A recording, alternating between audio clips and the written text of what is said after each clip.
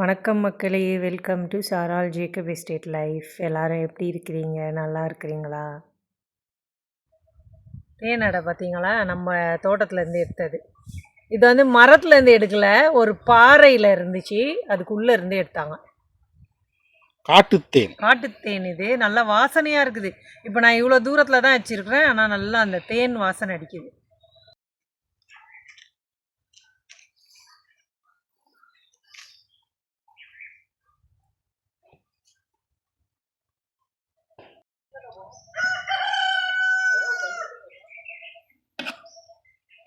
பூச்சி உயிரோட ஈ மாதிரி இருக்கு. தேனி சுத்திட்டு இருக்குது. இல்லை காட்டுத்தேன் நல்லா வாசனை பார்த்தீங்களா? இதில் இது எப்படி இனிப்போட ஒரு கசப்பு இருக்குமா? இங்க இருக்கிற பூக்களை பொறுத்து தான் அந்த இனிப்புன்னு சொல்லுவாங்கல்ல. இங்க அதிகமா எந்த பூ இருக்குது? சன்ஃப்ளவர் தான், கசப்பு தான் இருக்குது. ஆனா சன்ஃப்ளவர் தூரத்துல தான் இருக்குது, நம்ம தோட்டத்துல அவ்வளோ இல்லை. நம்ம தோட்டம் இருக்குமா? நிறைய இருக்குமா? ஆனா நான் அந்த சைடு தான் இருக்குது. இங்க வந்து ஒரு வேளை ரம்புட்டான் பூ, ரம்புட்டான் பூலாம் இருக்குமா? அந்த மற்ற இதுலலாம் இது எடுக்கும் தேன். செம்பருத்தி, செம்பருத்தி இருக்கும். செம்பருத்தி எடுத்தால் கூட கசக்கும். ஆமாம். இங்கே பாருங்க, கீழே எவ்வளோ அந்த தேனி கொட்டி கிடக்குது. இன்னும் உயிரோட தான் இருக்குது இதுங்க.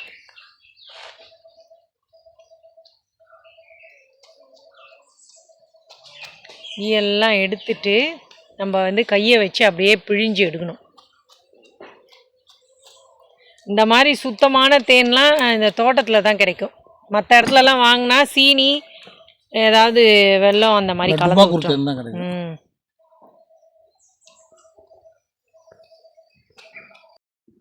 தேன் அடைய வந்து வச்சுக்கலாம். இதுக்குள்ள தேன் நிறைய இருக்குது. கட் பண்ணி நான் அதில் போட்டு ஒரு வெள்ளை துணி வச்சுருக்கிறேன். அதில் தான் நான் வந்து அப்படியே பிழிஞ்சு எடுக்க போகிறேன். முன்னாடியெல்லாம் நாங்கள் இங்கே தேன் பெட்டி வச்சுருப்போம். தேன் பெட்டி, அதுலேருந்து தேன் எடுப்பாங்க.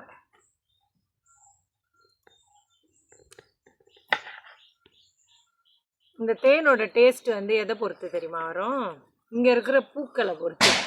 இங்கே அதிகமாக வந்து இந்த சூரியகாந்தினா அந்த உண்மையான சன்ஃப்ளவர் இல்லை, அதில் சின்னது ஒன்று இருக்கும். இங்கே காட்டு சூரியகாந்தி அது நிறைய, அதுலேருந்து எடுக்கிற தேனினால கொஞ்சம் கசக்கும். இல்லை, தேன் நிறைய குறைஞ்சிருச்சுல. ஆமாம், போயிடுச்சு, காஞ்சிருச்சு. நேற்று நைட்டு எடுத்தது. சரி, காலையில் நம்ம வந்து இதை போட்டு எடுப்போமேன்ட்டு பார்த்தா அதுக்குள்ளே இது என்ன ஆயிட்டு வடிஞ்சிருச்சு, காஞ்சி போச்சு.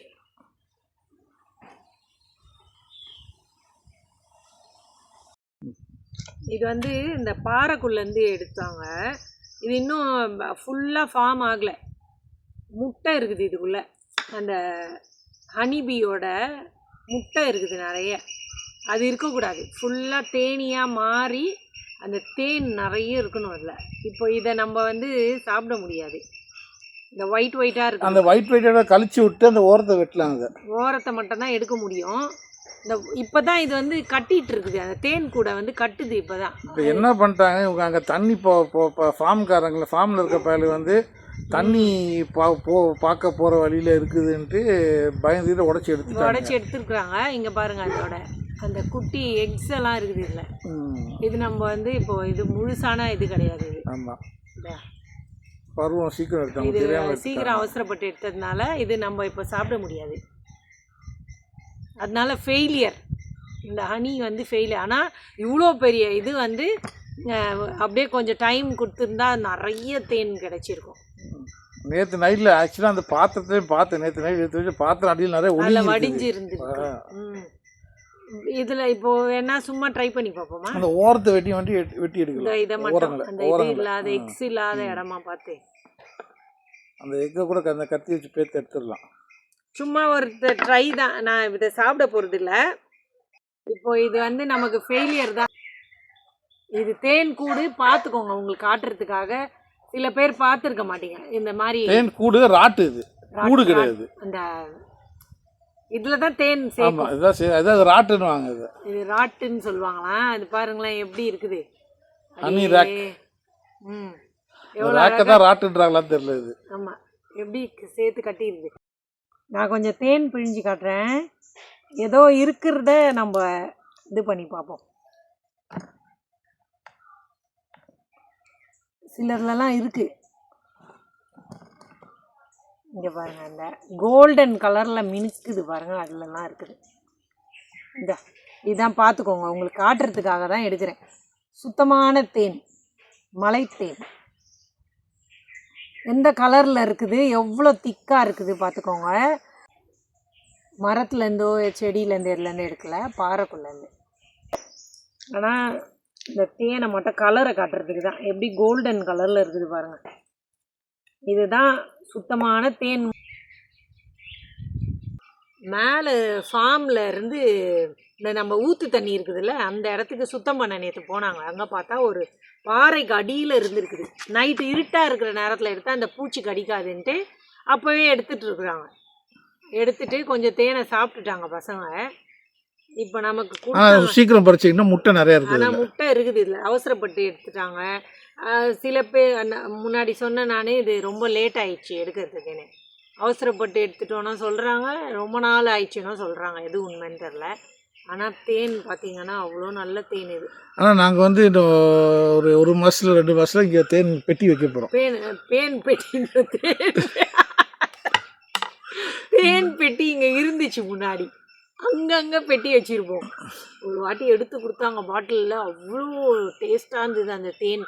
நாங்கள் வந்து அந்த தயிருக்கு இதுக்கெலாம் ஊற்றி சாப்பிடுவோம். ரொம்ப நல்லாயிருக்கும், சூப்பராக இருக்கும்.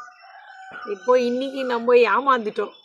இது தேன் எடுக்கலான்னு ஆசைப்பட்டு வந்தோம், ஒன்றும் இல்லாமல் போயிடுச்சு. சரி பரவாயில்ல, நெக்ஸ்ட் டைம் ட்ரை பண்ணி நல்ல தேன் எடுத்து உங்களுக்கு காட்டுறேன்.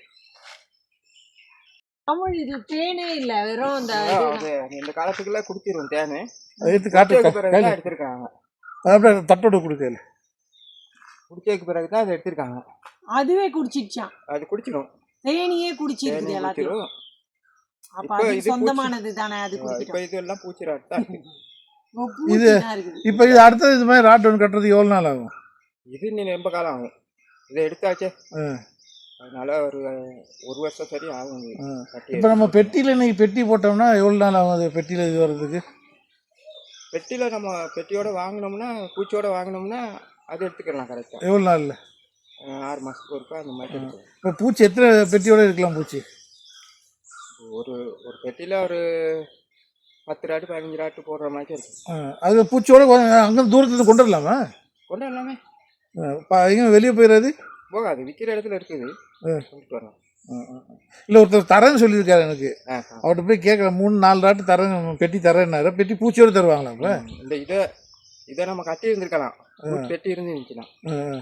அப்படியே வாழ்நாளில் வச்சு கட்டி ஒட்டி விட்டோம்னா அது அதிலே தேன் வச்சிடும். இப்போ நம்ம வீட்டு தோட்டம் ரெடி ஆகிட்டு இருக்குது கொஞ்சம் கொஞ்சமாக. இப்போ கடைசியாக ஸ்ப்ரிங்க்லரை போட்டு ஃபுல்லாக நனைக்கணும், குளிர நனையணும். மண் வந்து காஞ்சிருக்கக்கூடாது. இன்றைக்கி வந்து விதை போட போகிறோம். ஏற்கனவே நர்சரியில் கொஞ்சம் போட்டு முளைச்சிருக்குது, இன்றைக்கி போட போகிறோம்.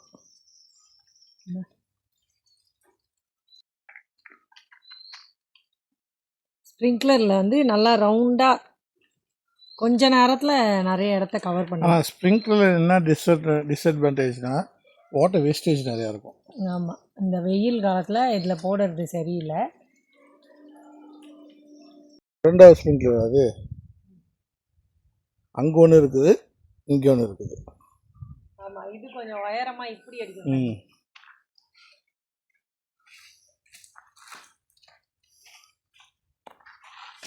இந்த ஓரத்துலேயும் கொஞ்சம் கல் வச்சுருக்கேன் தமிழுக்கு.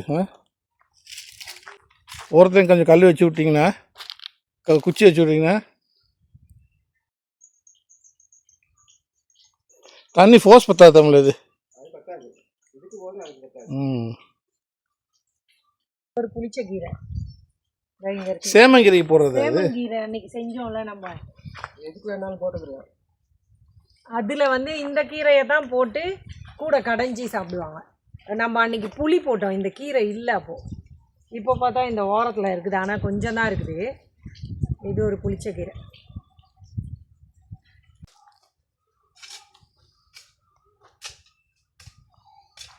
அதான் நீர் பசலி வந்து பயங்கர ஃபேமஸ். அது ஆக்சுவலாக எங்கன்னா தாய்லாண்டை சேர்ந்தது. இது இது வந்து தாய் இப்போ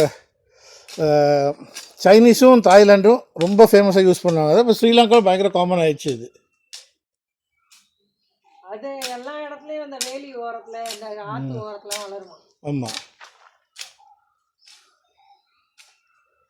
இதுக்கு வந்து டேமேஜ் பண்ணாமல் ஒரு மருந்து ஒன்று போட்டிருக்கோம். அது சாதாரண மருந்து போட மாட்டோம், இந்த வாட்டி போட்டிருக்கோம். அதை போட்ட கொஞ்ச நேரத்துல செடி கொஞ்ச நாள்ல வீணா போயிடும். அதுதான் ஆனால் அதை போட்டு அந்த வேர்க்கரையான் வந்து கடிக்காமல் இருக்கிறதுக்கு கியூரேட்டர்னு ஒரு மருந்து போட்டிருக்கோம். நம்ம எல்லாத்துக்கும் போட்டிருக்கோம். அப்போ அந்த பார்த்து எல்லாத்துக்கும் இருக்குது.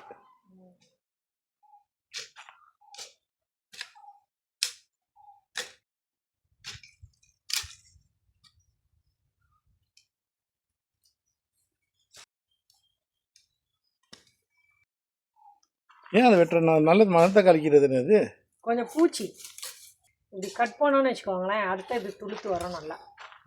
ஆனால் நிறைய கீரை நேற்று கூட எடுத்தேன். இதில் இருந்து நல்ல கீரைங்க இருக்கும் இங்கே இந்த ஓரம். இதே செடியில் திருப்பி முளைக்குமா? ஆமாம். இது பார்த்தீங்களா, இது குத்து பசலி. குத்து பசலி இதில் ஒரு கீரை இங்கே பாருங்கள் எவ்வளோ பெருசாக இருக்குது. இதை நம்ம வந்து நம்மளும் சாப்பிட்லாம், நம்ம சாக்கி ஷேனுக்கும் டெய்லி சாப்பாட்டில் போடுறோம். இதான் கங்குன் விதை. அதான் பாக்கெட்டை பிரிக்க போகிறேன். வாங்க தமிழ் எடுத்துக்கோங்க. அந்த விதையை கொஞ்சம் பக்கத்தில் காட்டுமா, தட்டில் போட்டு காட்டு. எவ்வளோ பாதுகாப்பாக இருக்குது. இந்த கீரை தான் கங்கூன். கங்கூன் கீரை.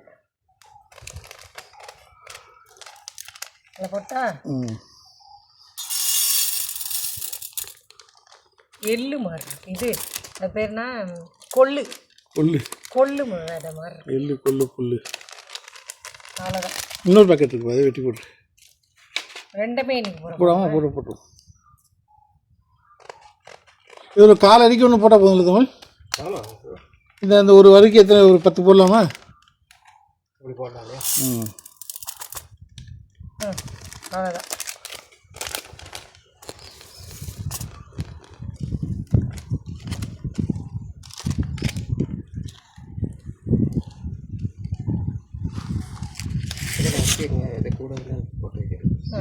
இல்லை போட உள்ள போய் பார்த்துருக்கு, போட்டுடலாம். போட கஷ்டம் தான் நினைக்கிறேன். அவளும் போட. இந்த கீரையும் போடணுமே. கீரை ஊற்றுறேன். நீ எத்தனை போட போகிற? இவ்வளோத்தையும் போடணும். 2 பேரும் நீ எங்கே போகிற? ஒரு 10 பாருங்க போடுறேன். முதல் விதை போடுறோம், ஆசீர்வதிச்சுட்டு போடுறோம். நல்லா வளரணும். இப்போ தமிழ் என்ன பண்ணுறாங்கன்னா மேலே கூறாக இருக்கிறத வந்து இந்த மாதிரி சமப்படுத்துறாரு அந்த விதை போடுறதுக்கு. அப்போ இனிமே நான் போட்டு வரலாம். இந்த நாளை வந்து கரத்தில் இருக்கிறோம். கரெக்டாகவே இப்போது அந்த தோட்டத்தை ரெடி பண்ண நீங்கள் எங்களுக்கு உதவி செய்வதற்காக நன்றி ஆண்டவரே. இன்றைக்கி விதை போடுற நாள் ஆண்டவரே, எல்லா ஆசீர்வாதத்தையும் நீங்கள் கொடுங்க ஆண்டவரே. முதல் விதையை போடும்போது கூட இருந்து ஆசீர்வாதத்தை இதுக்கு தேவையான நீர் பாதுகாப்பு எல்லாவற்றையும் தந்து நல்லா ஏராளமாக தாராளமாக செழிப்பாக வந்து பல பேருக்கு இது ஆசீர்வாதமாக இருக்க உதவி செய்யுங்க ஆண்டவரே. எல்லாவற்றையும் உங்களுடைய பாதத்தில் வச்சு ஜெபிக்க வயசு நாமத்தில் ஜெபிக்கிறோம். இவ்வளோ அழுத்தினா போதுமா? அது கூட கூட லேசாக வச்சுட்டு லேசாக.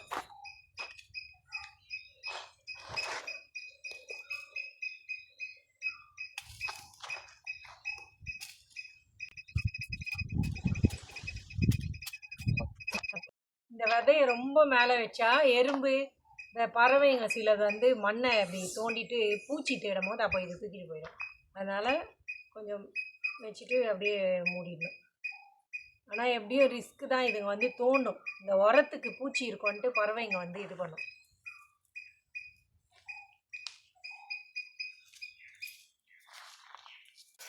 இது கங்கூன் வந்து எனக்கு இந்த கீரை என்னென்னா இதில் ஒரு பிரச்சனை இருக்குன்னா சீக்கிரம் ஜீரணம் ஆகாது. இந்த கீரை அது ஒரு பிரச்சனை இருக்குது. ஜீரணம் ஆகாது.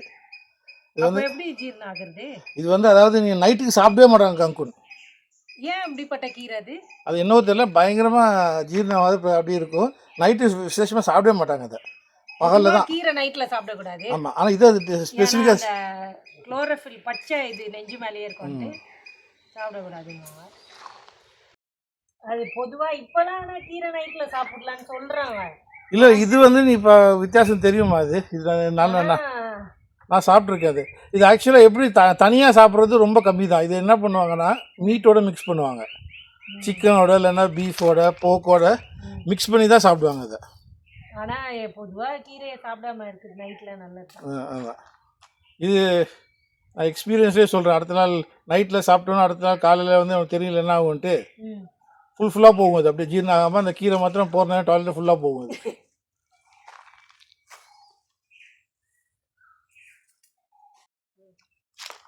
அதுக்கு தான் நைட்டில் வந்து ரொம்ப லைட்டாக சாப்பிட்டுடணும், சாதாரணமான சாப்பாடு சாப்பிடணும். இப்போலாம் எல்லாருமே 6:30 மணிக்கு முடிக்க பார்க்குறாங்க.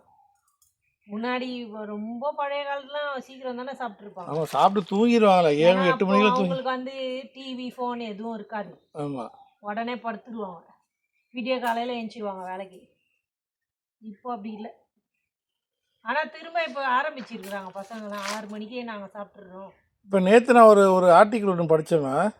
என்னன்னா இப்போ இந்த ஜென்சிலாம் இருக்காங்க பார்த்தீங்களா, they're looking and searching for old things. அந்த பாட்டு பழைய பாட்டு தான் கேட்குறாங்களாம், அந்த மாதிரி. அப்படி இருக்கிறாங்க. ரொம்ப ஆழமாக போடாது சார் அது. ஆனால் அது நல்லது தானே? நல்லதா கெட்டதா? ஏன் நல்லது தான், ஆனால் அதே வேல்யூஸ் இருந்தால் நல்லா இருக்கும். ஜென்சி வேல்யூ இப்போ வந்து ரொம்ப மோசமாக இருக்கு. இப்போ பார்த்தீங்களா இந்த காலேஜ் ஸ்டூடெண்ட்ஸுக்கு எவ்வளோ தொல்லை கொடுக்குறாங்க. என்னோட சார்பாக நான் ரொம்ப வன்மையாக கண்டிக்கிறாங்க. சின்ன பசங்க எல்லாம் நம்ம வீட்டு பசங்க அந்த அடி அடிக்கிறாங்க. ரொம்ப பாவம். அவங்க என்ன அவங்க உரிமையை தானே கேட்குறாங்க. அது கூட இந்த நாட்டில் இது கிடையாதா? எப்படி போட்டு ஒரு லேடி தனியாக நிற்கிது, பல ஆறுனு கன்னத்தில் ஒரு டிஜிபி அரைஞ்சார். அந்த வீடியோ போயிடுச்சு, இப்போ பெரிய கேஸ் ஆயிடுச்சு. அது மாத்திரம் இல்லாமல் இன்னொரு பார்த்து ஒரு பொண்ணு ரோட்டில் போயிட்டு இருக்கு, அதை போக விட்டு பின்னால் குத்துனா பரத்தி வச்சு. அதெல்லாம் ரொம்ப தப்பு, ரொம்ப மோசமாக நடந்துக்கிறாங்க. வர அந்த பொண்ணு டிவியில் ஒரு இன்டர்வியூ கொடுத்த ஒரு இது ஒன்று போட்டுருந்துச்சு. அது அதாவது நான் இப்படி போனேன், இப்படி பாருங்க, நான் சும்மா நான் தாண்டி போனது பின்னால் குத்தி விட்டாங்க அப்படின்னு. ஆமாம், இதில் வந்து கட்சி இதெல்லாம் ஒன்றுமே கிடையாது. பொதுவாக ஸ்டூடெண்ட்ஸ்க்காக எல்லாருமே சப்போர்ட் பண்ணி தான் ஆகும். டெல்லியில் அப்படி நடக்குது. எல்லாம் நம்ம நாட்டு பசங்க தானே, எல்லாம் நம்ம குழந்தைங்க தானே. அநியாயம் பண்ணுறாங்க பயங்கரமாக. ஆனால் அது பாரு ஒரு பேட்டர்னாக தான் வருது பாருது. ஃபஸ்ட்டு ஸ்ரீலங்காவில் வந்துச்சுது, அப்புறம் பங்களாதேஷில் வந்துச்சுது, அப்புறம் நேபாளில் வந்துச்சுது, இப்போ இந்தியாவில் வந்துருக்குது. அதுவும் என்னன்னு பார்த்துக்கோ, அதையும் கொஞ்சம் கேர்ஃபுல்லாக இருக்கணும். இது ஏன்னா இது ஒரு சதி திட்டமாக என்னன்னு தெரியல. இது ஒவ்வொரு நாட்டுக்காக போயிட்டுருக்குது. பார்த்த ஸ்ரீலங்காவில் நமக்கு தான் தெரியுமே 2022 எவ்வளோ கஷ்டப்பட்டோம் நம்ம. அந்த அரகலை வந்து அதை முடிச்சு எவ்வளோ பிரச்சனை இருந்தது. இது வந்து படிப்புக்காக தானே இல்லைம்மா, அது ஒரு இஷ்யூ வச்சு தான் ஸ்டார்ட் ஆகுமா. அது இங்கே கரப்ஷன் வச்சு ஸ்டார்ட் ஆச்சு. இப்போ கடைசியில் எப்படி வந்து முடிஞ்சது. ஆனால் அதுக்கு முன்னாடி இது ஜல்லிக்கட்டு. ஆமாம், தமிழ்நாட்டில் பவர்ஃபுல். அதுதான் ஸ்டூடெண்ட்ஸ் எல்லாம் ஒன்றா சேர்ந்தாங்க. ஆமாம்.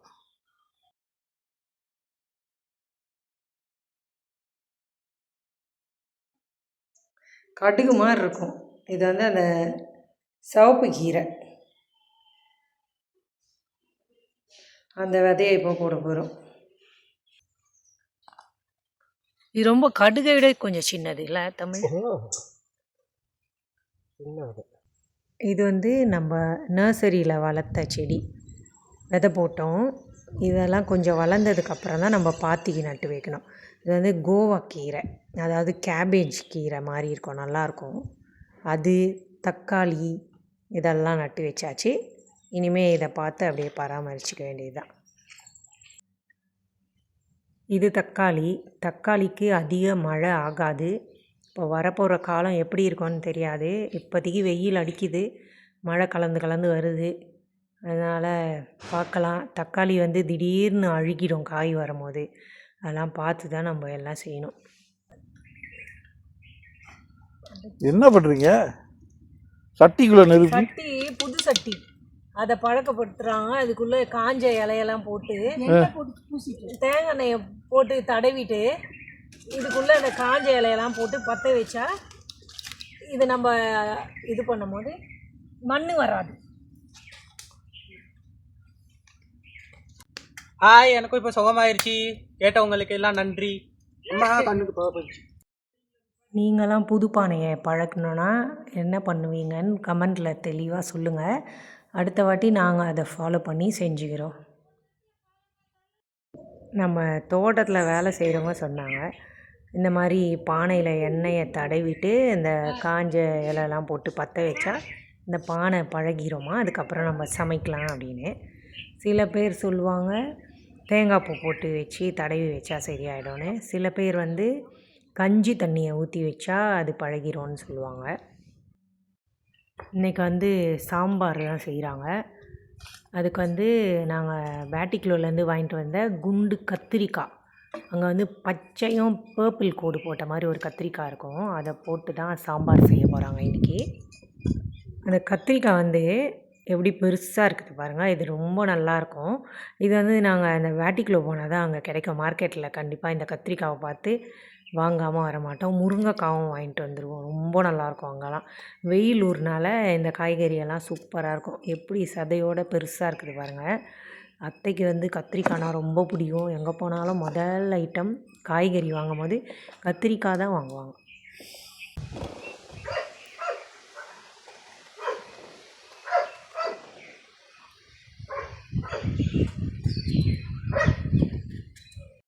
முதல்ல முருங்கைக்காவை போட்டு வேக வச்சாச்சு. இந்த முருங்கைக்காவும் அங்கேருந்து தான் வாங்கிட்டு வந்தோம்.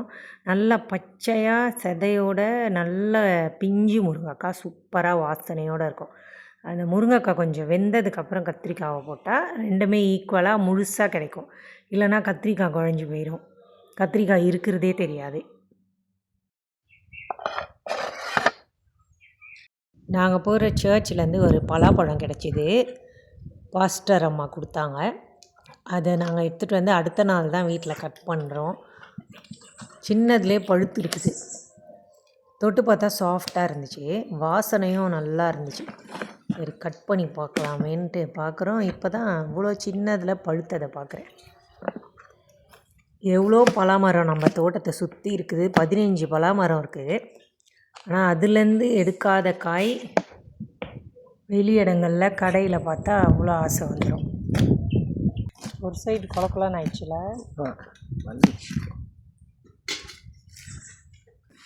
ஒரு பக்கம் பலாப்பழம் உரிக்கிற வேலை நடக்குது, இன்னொரு பக்கம் தோட்டத்தில் சமையலும் நடக்குது. அப்படியே எல்லாம் ஒன்றா சேர்ந்து எல்லாத்தையும் முடித்தாச்சு. பலாப்பழம் வந்து சின்ன பழம், முன்னாடி எடுத்தது பெரிய பழம்னால எல்லாருக்கும் கொடுக்க முடிஞ்சுது. இது இருக்கிறதுலே குட்டி சைஸு, எல்லாம் கொஞ்சம் கொஞ்சம் தான் சாப்பிட முடியும். வாங்க சாப்பிடுங்க. நேற்று சாப்பிட்ட பலாப்பழம் தம்பி, அதோட தங்கையா அக்காவா? இது ரெண்டாவது எடுத்தோமா முதல்ல எடுத்தோம்? இல்லை இல்லை, சைஸில் இதுதான் முதல்ல எடுத்தோம்.